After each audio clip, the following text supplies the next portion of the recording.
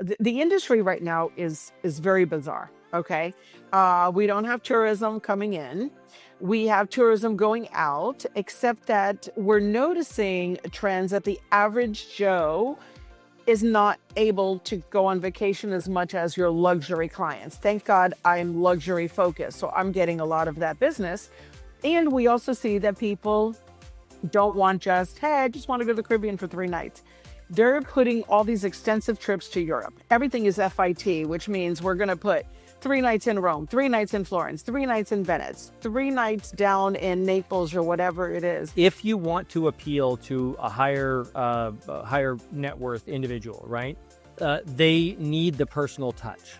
So it is not a matter of, if you remember a name, they want you to remember their name, their kids' names, where they work, and something about, actually, great example. There was a study done. It was at a appliance store with a bunch of chains. If I said the name, you'd probably recognize it in some areas of the country. And they had microphones on people and they had cameras going on, and they wanted to figure out why people would enter the place and then not buy something, right? Because when you're going in to buy a fridge, you freaking need a fridge. Like it's not an option. You need it. So why are they going elsewhere? And they found the number one correlation was not like gender or ethnicity or like one person even had a speech impediment and was one of their top salespeople. What they found was the person who can remember product details off the top of their head doubled their chances of making the sale. And every question that the customer had that they forgot or they didn't know an answer to cut their chances for making the sale in half.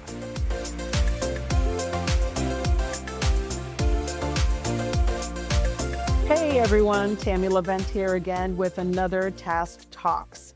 And I am so honored and so excited to have my good friend and amazing, he just blows me away every time I talk to him with more and more news of all the great things that he does, is David Farrow.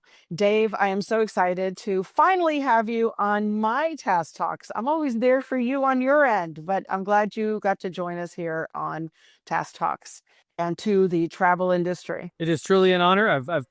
I've come a long way. It's truly an honor to be here. Well, thank you. So tell us a little bit about you so everyone here knows a little bit more about Dave Farrow. Well, sure. So, at the Task event, we'll be talking about how memory can improve your business and sales, and also how to become memorable in the media. So 2 things to know about me.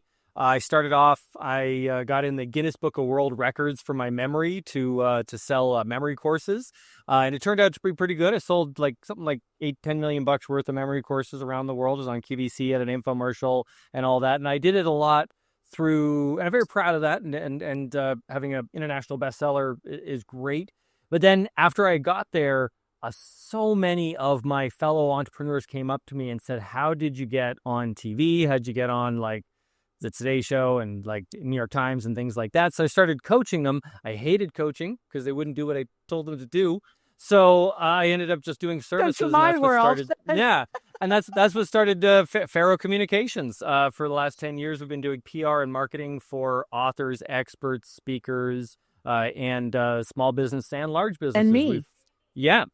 We've even had a few billion-dollar companies too. So really the key is that my understanding of memory and the brain actually, I think, led me to be a pretty good PR guy because it's all about creating a story that is really compelling for the viewer and the reader, and to understand how the media works. That's all they're trying to do too.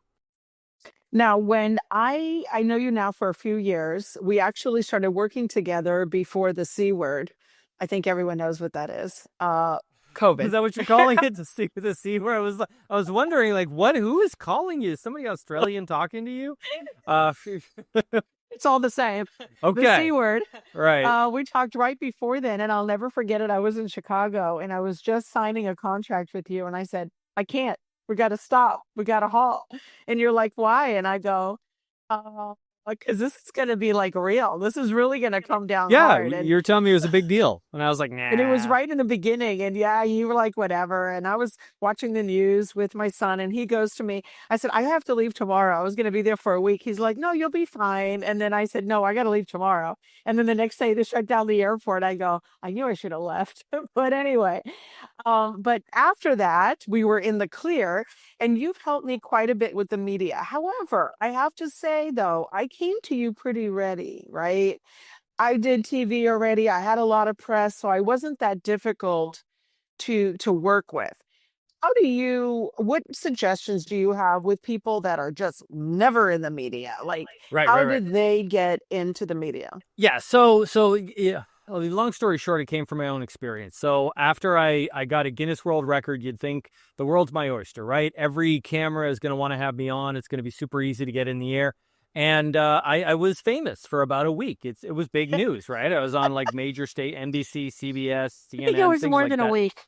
Yeah, no, actually, that right after the Guinness record, I was famous for about a week, and then they were not interested. That's my point. Oh, So even with what I think is one of the best credentials you could have, Guinness record is a pretty cool thing. I got a week's worth of publicity, and I thought I can't do this. Yeah, I can't break a Guinness record every time I want to get some television. So how I'm going to figure this out? The secret was to pull my ego aside and to pitch a story, and that's what we do every day at Fair Communications. So whether or not you become a client, love to talk to anybody who's watching us. If anybody wants a discovery call, I'll actually make myself available to you. I love making myself available to entrepreneurs. But whether or not you hire a PR person, this is really the strategy that will succeed and still succeeds every day for us. Instead of trying to say how cool you are, find the story that ties into your expertise. So we have experts who are psychology experts, right? And we're going to find stories about how Gen Z is more depressed than ever, or women are having mental health issues and they're struggling at work, or so it's usually a demographic and a trend. That's what constitutes a story in the media. We find that, we find data for that. We show the journalists, hey, this is what Google Trends says people are searching for. People are already looking for this story. And by the way, we got a bunch of data for you, and we have an expert that can talk about it. You basically make their job really easy, and they know they're going to get hits. Everybody needs to get hits nowadays, right? So that's really the winning formula. And the problem is a lot of people are still stuck in the old model where they think they're all rap stars or something, and they're trying to push their own ego. And they're like, I'm this, I'm that. Nobody cares who you are. They care what the story is, right? So right. find the story, a demographic and a trend. And of course, I'm going to drill down on this during our talks. We're going to go through like individual examples. People will really get it. And this is the formula for good PR. It's also a good formula for advertising, good formula for just your mission statement. If you're a company that is not trying to solve a problem in the marketplace, that there's a demographic and a trend that you serve, then you are seen by everybody as just somebody who's just trying to make a buck. Now, we're all trying to make a buck, but that is not a good look from a PR perspective. Task is here to, and you know that we did some other PR work and also Elite Travel, and I'm always the one called on for the news with Elite because I'm always solving the problem. I had Melkonians where I saved him. We fell on a boat on the ship, and they left him stranded in Turkey on Royal Caribbean. I made global news. I was famous for a week too, and then that was it. But We the got you media tons of doesn't press for forget. things like that. It was Right, but the fantastic. You were media doesn't fantastic. forget. If you're a good interviewer, they're going to come back to you. They're going to come back. They're going to put you in their little Rolodex, and they're going to be like, Tammy, you were really good. You're the expert. We want you to come back on. So you definitely have to work the system. Now, in Task, when we do Task, and you're going to have your own session, we're going to talk a little bit more about that. What is it that you feel like the industry right now is very bizarre? Okay. We don't have tourism coming in. We have tourism going out, except that we're noticing trends that the average Joe is not able to go on vacation as much as your luxury clients. Thank God I'm luxury focused. So I'm getting a lot of that business. And we also see that people don't want just, hey, I just want to go to the Caribbean for 3 nights. They're putting all these extensive trips to Europe. Everything is FIT, which means we're going to put 3 nights in Rome, 3 nights in Florence, 3 nights in Venice, 3 nights down in Naples or whatever it is. What is one thing, because I was able to make the transition only because I'm a visionary and it's my business and I'm continuously learning. And incredibly humble. How, uh, I'm not. I'm telling No, you no, this for a that's something reason I love because about you. You know your worth. I do know my work. That's it. And it frustrates me that agents are still, they're complaining that they're stuck. They're stuck. They're stuck, but they don't make that push forward. They don't want to learn. I'm constantly learning. Like I'm on a course right now on AI. It's like day 12 and my head is spinning, literally. Okay. Because I'm learning all this on AI and I've already done courses last year. But if I need to continuously learn, that's how I'm going to better myself and to move forward. So, what do you think agents need to do of what you can teach them? Give them a little bit hint of what we're Sure, going to sure, be sure. talking about on the cruise. Yeah, so That, this yeah, actually comes into the memory techniques quite a bit because if you want to appeal to a higher net worth individual, right? They need the personal touch.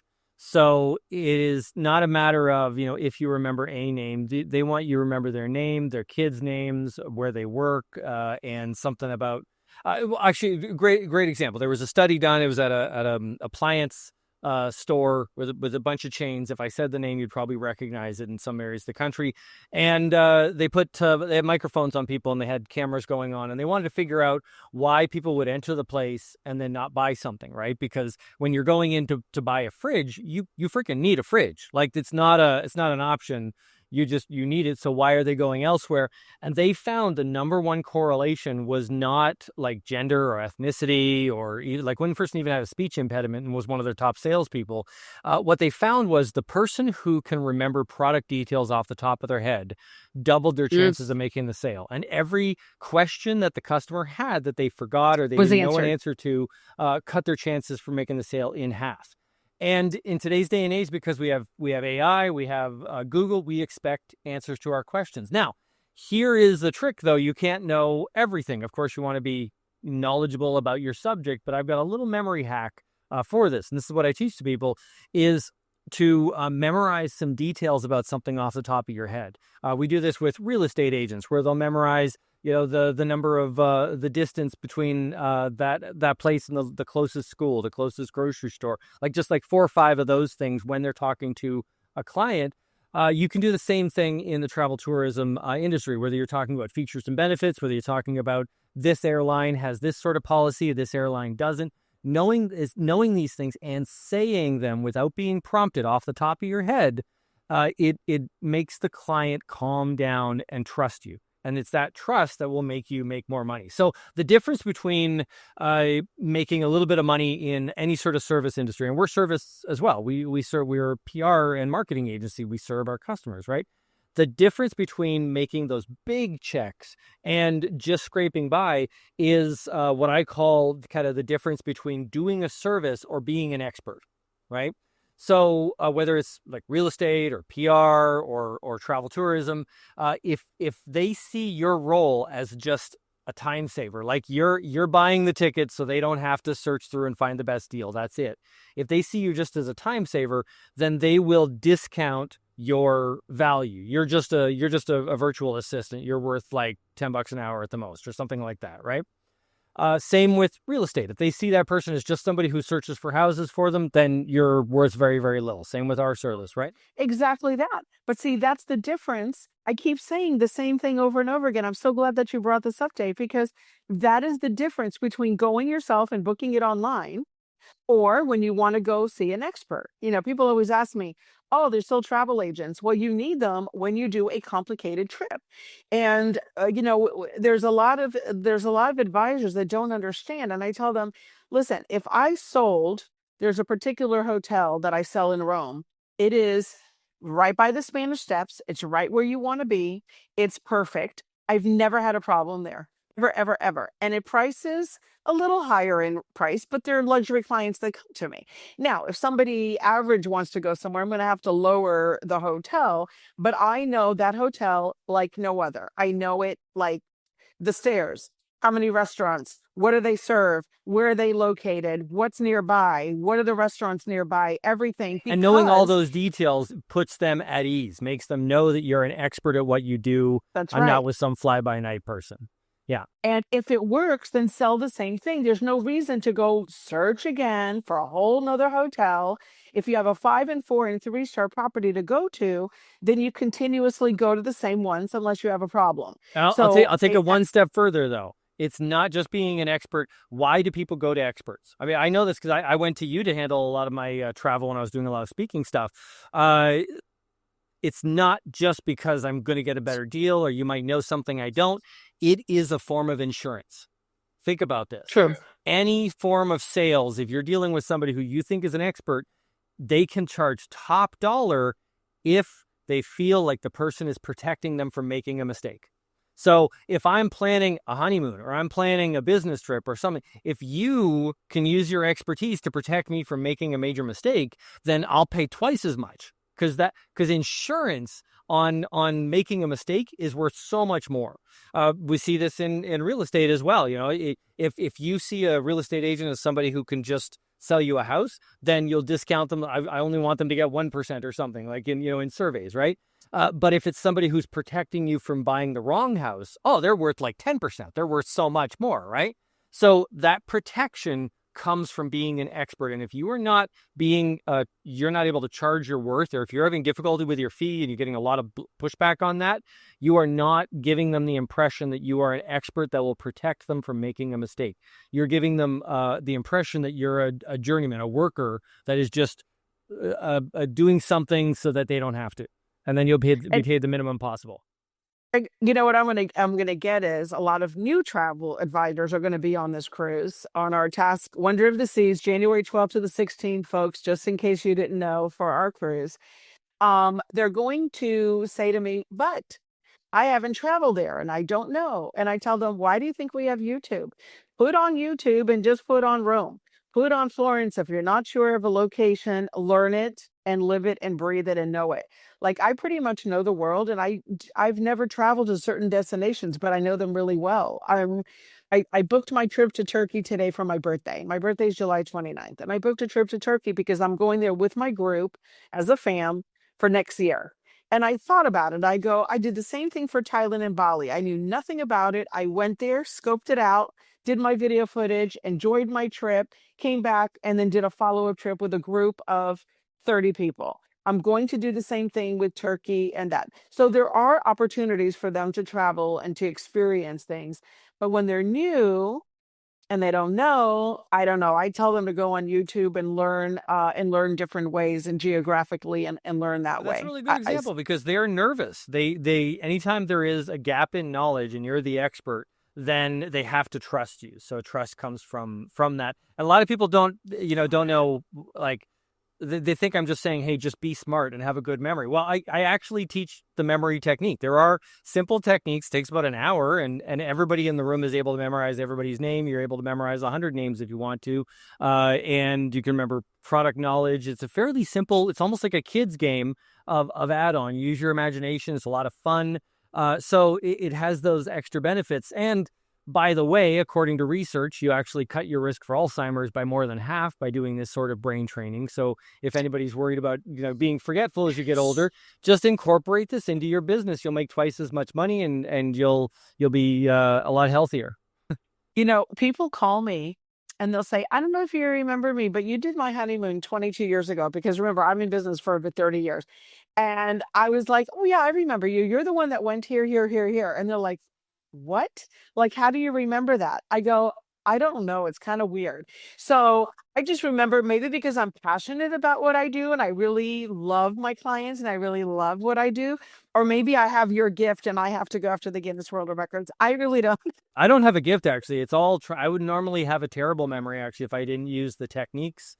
But I teach people how to use memory techniques. I guess even if they hate their clients, they can still remember them in this case. So that works. I do. I remember so much about them. Like, they'll say one thing and I go, oh, yeah, I remember you. You went here, here, you did this, you did that. And it always works. And I remember. It always works. There is tons of data on this. There's been studies on memory and in neuroscience and behavioral psychology and everything. And every single time, remembering them and remembering your product, you'll make more money. And you'll train your brain and be smarter. So that's really why I incorporate that into the sales process. Well, we have a little bit more time, but I'm going to ask you for a favor right now. So, could we do one little like technique that'll take maybe 5 minutes or 10 minutes to do?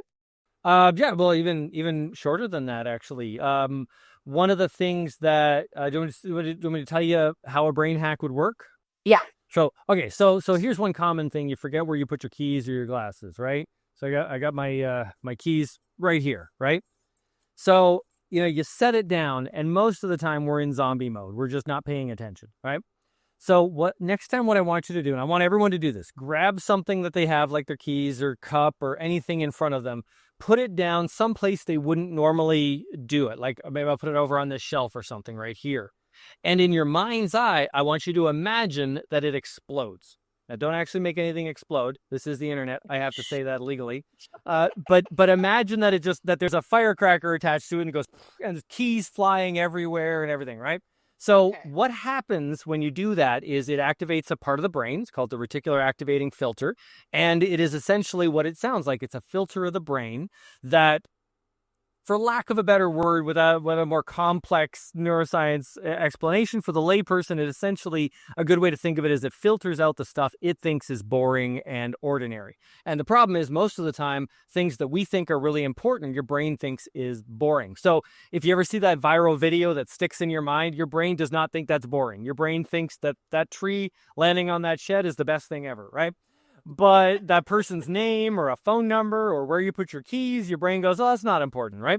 Because your brain actually has different rules for how it judges importance. It's based on, essentially it's kind of a throwover from a survival mechanism from being hunter-gatherers. So our brain pays attention to things that are colorful, to things that have action, things that have danger involved, things that have a practical physical presence. So someone's name, you can't even visualize that. Right? What's a Dave look like, right? You can't visualize it, right?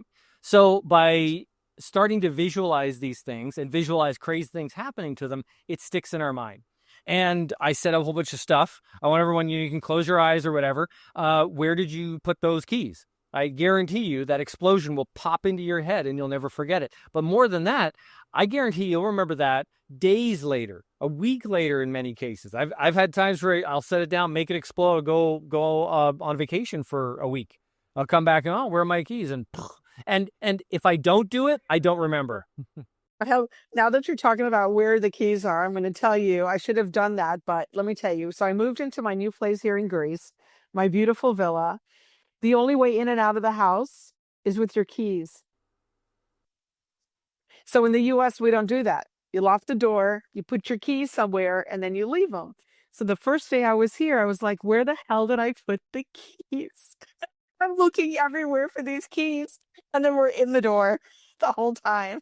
I said, maybe I left them somewhere downstairs. Maybe I left Oh, them because it was is that it stays in the door. it stays in the door. So I'm looking everywhere for the stupid keys and they were in the door. This was the day after because I didn't remember that I didn't take them out. But yes, so it was a little different. But I'm going to do the blow up theory. Let's That's a really do great another idea. one. So that's good location based memory. Let's do another one that's called shadow memory. This is one of the techniques I invented. I was recognized for inventing 5 new memory techniques, and apparently I'm one of the only people in this generation that's actually not just recreated. I never wanted to rehash something. I wanted to create something new. And we tested this in a double-blind neuroscience study at McGill University, and we were able to show that my techniques had performed about 3 times better than on brand new subjects than other memory techniques without some of my changes. So I'm very proud of that. But one of the situations that memory techniques typically does not do anything about is what if you forget something.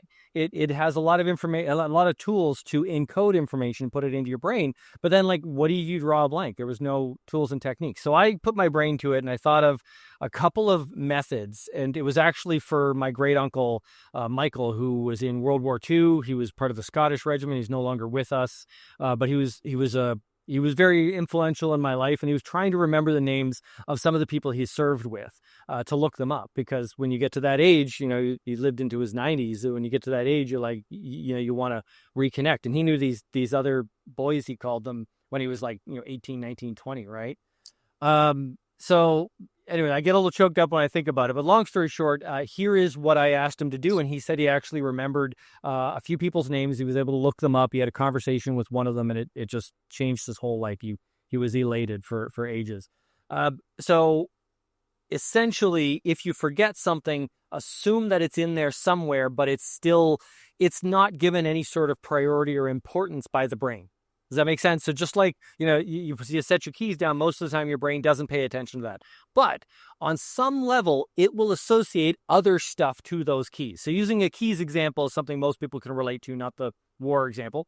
If I set my keys down, I forget where I put them, visualize your keys in your mind's eye and ask yourself things about them that you know the answer to. This will get you into a remembering frame of mind. So I'd ask myself, well, how many keys do I have on that keychain? When did I get that keychain? What color is it? Even if I'm visualizing it, I know the color.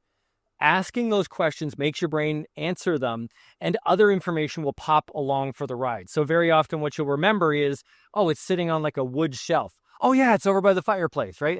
So usually about 2 or 3 questions of specifically asking yourself things that you know the answer to about what you're looking for. So instead, you're not saying, oh, where did I put it? Where did I put it? Why am I such a stupid idiot? I forgot this. Where did I put it? Where did I put it? Right? In some cases you can try the whole like retracing your steps thing. That has worked for some people, but it's kind of hit and miss.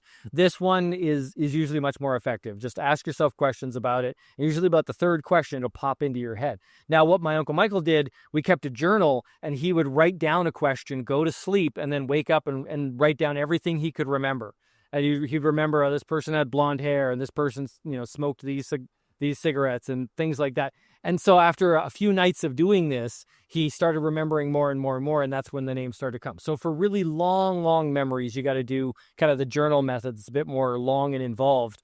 But if you just misplace something, try this next time. Well, it's funny. That's why they invented AirTags now. So, oh, yeah. There's nothing wrong with having all your stuff trackable by an app that can be accessed by hackers. I don't see any problem with that. Yeah.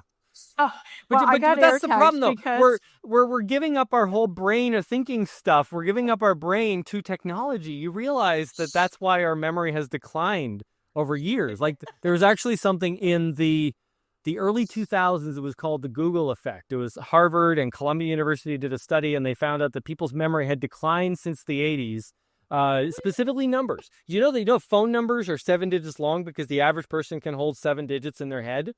The average person can't hold 7 digits in their head anymore. do you know Five or that six I do is the not norm. know my son's phone number to this day because I just press the number and that's it. And that's it. I do not know his phone number. I know my daughter's, but I do not know my son's. I hope he never watches this because he will freak out when I say that.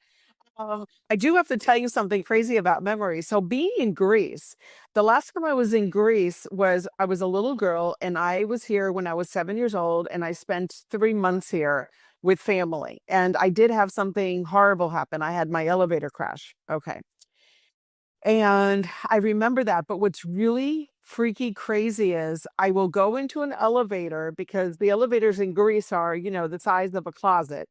I will walk into an elevator. I don't care what building it is or whatever it is. I've been taking the stairs and I will actually remember everything that happened in that elevator crash. It's almost like a trigger. It comes right back. The smell, the look, the same mirror, the same box, the same thing. So I went into a store. It's called Palacio and it is a electronics store. So I went to buy a printer. And I went in and I'm in the elevator and the power goes out. Not good, Dave. Let me tell you something. When your memory turns negative and bad, and all of a Oh, you thought sudden of I everything had that an could go elevator wrong. Yeah. crash and I am sitting in this elevator that had stopped, the person who talked so much had nothing to say. I was in the elevator like this. And I was by myself. It was pitch black. And I didn't even look for a phone. I'm looking at my phone and it's on. You can see the light. And I panicked and I had nothing to say, no one to call, nothing to do. I sat on the floor. I swear to you, I sat on the floor and just was really quiet. I didn't even try to say, hey, I have an emergency and try to get out. It was the weirdest thing ever. And this just That sounds happened like a few. trauma. That sounds like a traumatic memory here. It was a couple weeks ago. Yeah. So I've been taking a lot of stairs. Well, yeah, I just want to let everybody know, and you as well. I'm pretty sure elevators have like the highest safety rating of any form of transportation. You know, Yeah. So even though and when I'm here, like I'll drink a coffee and I'll remember when I was younger. Or I'll have something to eat and I'll remember it when I was younger. Or the smell of a lotion because they have it here and they don't have it in the States. And I go, oh my God, I remember this when I was younger. Or the olive oil soap, and I remember that. So it's funny how your memory stays with you for a long time if you tune up your brain and you use it. yeah, absolutely. There's a knock-on effect every time. We find this when people use memory techniques on a regular basis, just a couple times a week. We find that they report that they remember just more little things. Like they'll use the memory technique to memorize someone's name, but then a few other things will come along for the ride. The things you had, like what they do for a living, where they work, their favorite, characters and movies, things like that. Whatever you were talking about, a lot of that kind of gets scooped up with activating the brain in that way. And like I said, we do know that it cuts your risk for Alzheimer's and keeps your brain healthy. So that Well, sort of I keep novel brain doing it. training. So when we have our cruise and our session, and thank you for joining us. I can't wait. I'm so excited. We have a great lineup. We're going to, of course, do test and put them to the test. What do you have for everyone? Because we were talking about that. You have your brain hackers, which I haven't here. I haven't done it yet. I just moved here. I know that I have to do mine. Tell us a little bit about that. What you've done it before and you're doing it again. Yes, your book, but you're doing it again, number two or something. Is it a number two book? Oh yeah, well, yeah. I'm working on my second book, How to Forget, which is all about like letting go of trauma and baggage, and it's just really ironic that the Oh, memory guy is like telling mine. people, yeah, no, it's actually very there are memory techniques that help you forget. It's actually a very unironic. Starts off as a joke, where I was in a seminar and a guy said, "Hey, as the memory guy, can you help me forget my ex-wife?" And I said, "I don't know if there's any memory techniques that are that powerful." But then, then I thought about it for a bit, and there are actually ways to I love that joke. I There are actually ways to help the brain to forget about trauma and also just let go of baggage and just let that shit go, right? And So this book started off as kind of a jokey thing, but it got really serious, and I hope that when I publish it, it's going to make some great impressions I'm on people's writing a lives. book. I Now, have a, I you have didn't a get remarried yet, right? You're not I did remarried not, yet? no. Okay, well, I'm writing a book that you could use. It says I do with a prenup. Oh, there you go. Isn't that like I don't or I I don't without? But there's a chapter in here on how to forget as well, and there's like 55 other brain hacks. So what I want to do is spread out what a brain hack really is. It's more than just a memory technique. There are brain hacks to stick to your diet and deal with cravings, and there's brain hacks to help you sleep, brain hacks for goals. So we're going to cover a lot of that on the cruise, and guaranteed everybody who is in my session, they'll be able to remember lots of people's names, probably just about everybody in the room, depending on the size. And then on top of that, they'll have the strategies to be able to apply this to sales and marketing. And then in the PR one, everyone will have their own story. They'll know what trends they can take advantage of and how they can make themselves, essentially give themselves the gift of virality and get a little bit more viral by tying into something, a story that's bigger. A story. And you know what? That is so awesome. I am so excited because I have the queen of storytelling coming on board and she's going to be speaking, Jennifer Samuel Chance. And that's what she teaches is storytelling and how you can get more luxury clients on your story and storytelling. So between you and between her, and I have the best stories, obviously. I just go on and on with all my stories. We're going to be great. And then we have Richard Earls, who invented something for AI for travel. So he's got Toby, and he's going to be doing that.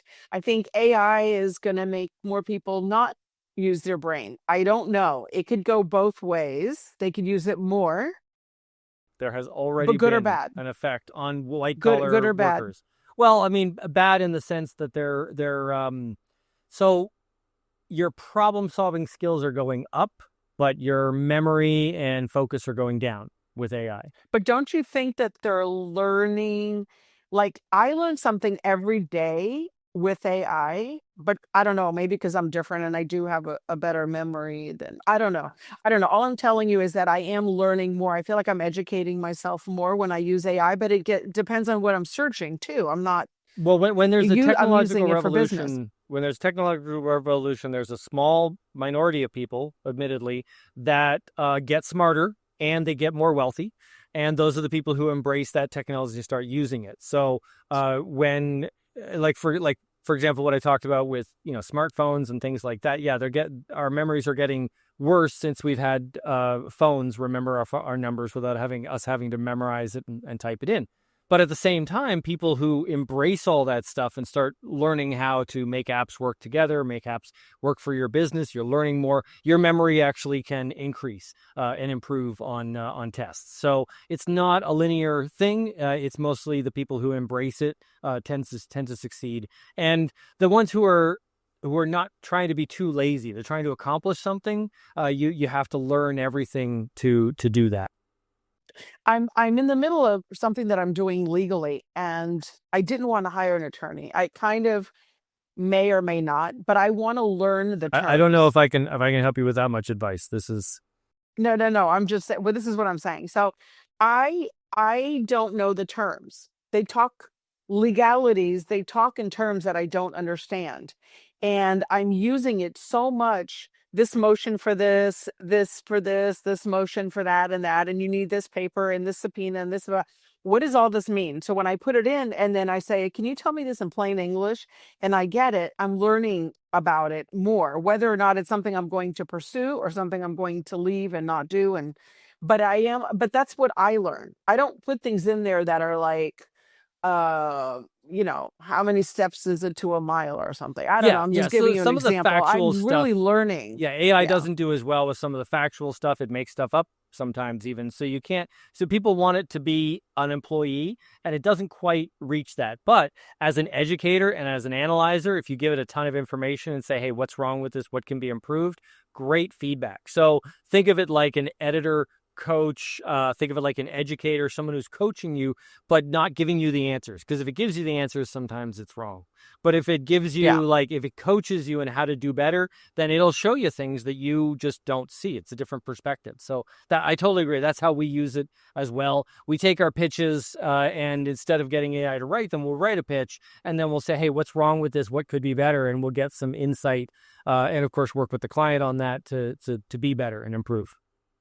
Well, and I'm looking forward to you being on there and telling people how to pitch. And we're going to talk about that. Like we always look at the catch. We need a catch. We need a catch. We need a catch. So maybe they could start thinking before they go on the cruise of things. Maybe you can give them some pointers to make a list of things to bring aboard while they're on the cruise that can help you help them to get to the next level. So this is one way to do it, and give me a list and I'm going to write it down, and I'm going to tell them as well to bring the list. So what should they bring besides their brain? Well, I would say that we talk about hooks a lot. When it Hooks. comes to the Okay. media, the best hooks, another way to think of a hook is a problem. Where is there a problem? So pull it outside of yourself for a moment and think, what out there is going on in my topic area that is a problem. And the funny thing is, a lot of people think they can't comment on some of these things. They can't comment on something political or something financial or something. And the thing is, if it bothers you and it's a problem, then that's probably what you should just jump on. You should be looking at, where's the problem? What demographic does it affect? How does it affect them? And if you start with that, then you basically make your personal brand. I'm the person that helps that fixes that, right? And it's a very easy thing to think of.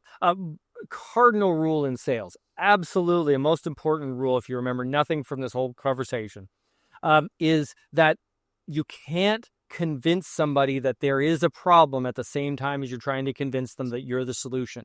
You can only do one of those things. So find a problem that your customers already believe that they have. They already want to lose weight. They already want to do this. They already want to do that. And what's the problem in the travel tourism industry? What problem do the customers not even know that they have?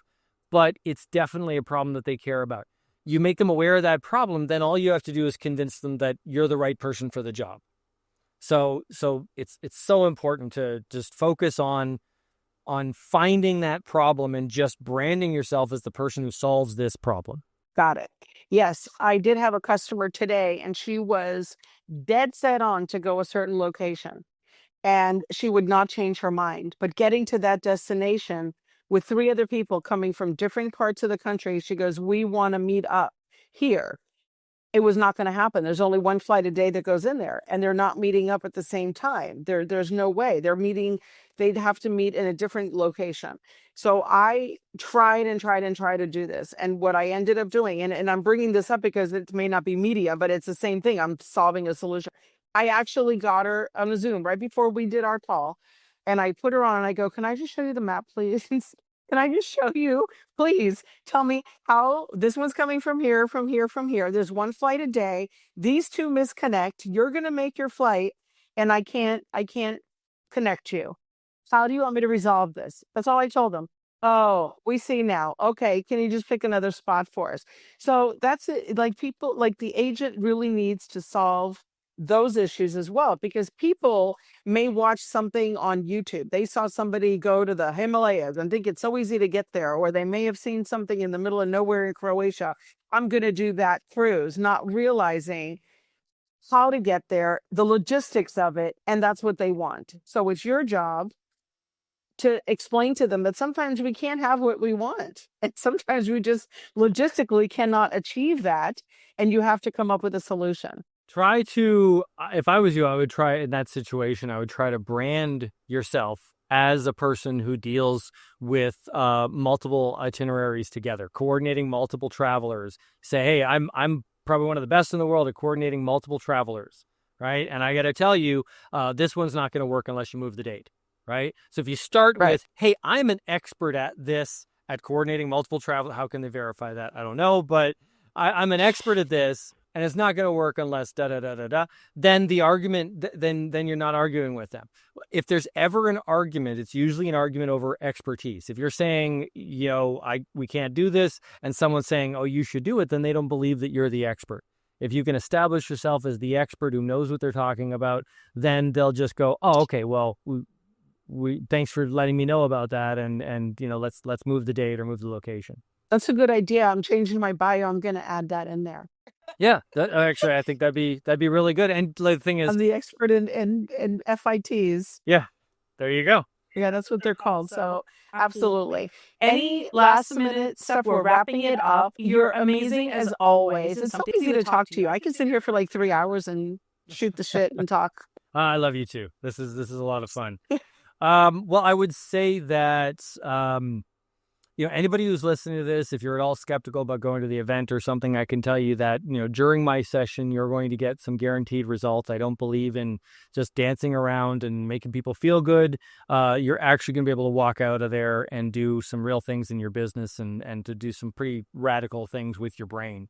So if you don't have that, then then you come up right to me personally. I'm going to make sure that it transforms your life and that this is really powerful for you, because I don't do a ton of talks right now. I'm running an agency, so I'm not traveling constantly. So this is a favor for Tammy, and I also get a cruise out of it. So this is something that I want to make sure is a great experience for everybody, and I'll be available, to all of you to get you the results you're looking for. Awesome. And with that said, I'm going to be training them some other things that do take a lot of memory. They have to remember how to do certain things in a certain sequence. So your course is going to be perfect along with what I'm teaching them, and everything is going to be awesome, on point. I'm so excited. We're selling out quickly, and I can't wait to have you on board. And of course, we're going to have some fun too. We're not just going to work the whole time. I'll also say, I guarantee during my memory session, everybody will triple their memory, according to standard memory tests that are done at Harvard. Now, I was going to do a prize, like whoever could remember everyone's name, I'll give something. But now you're telling me that you don't do it because you're going to have everyone remember everyone. Well, hey, that's not my problem. Crazy. I love you. Anyway, thank you so much again. And it's been awesome. If you need anything from me, you know where I'm at. I'm going to work on my brain hack thing that you gave me, all my homework. That's 10 pages long that I have to do. And that's it. But I appreciate you, and I can't wait to see you on board, if not sooner. You may have to come visit me in Greece. Thank you very much. And also, if I can add, I don't know if the editor wants to put this someplace else, but I also wanted to say, I want to talk about brain hackers if I could. Yeah, so anybody who's an expert right now, we're looking for contributors. We're not charging at all for this because it's fairly ground floor, but go to brainhackers.com and you can actually join up, create your own profile that you can use to promote yourself, and you can write articles with backlinks in there and everything at no charge. We're looking for a bunch of experts because brain hacking is essentially a modern term for self-help. People don't use the word self-help anymore, but I want to bring it back with brain hacking. So check out. Awesome. Well, that's what I have to do for you. I have to do the brain hack for an expert for travel. I got to do that. I will. Yeah. Eventually. Thank you.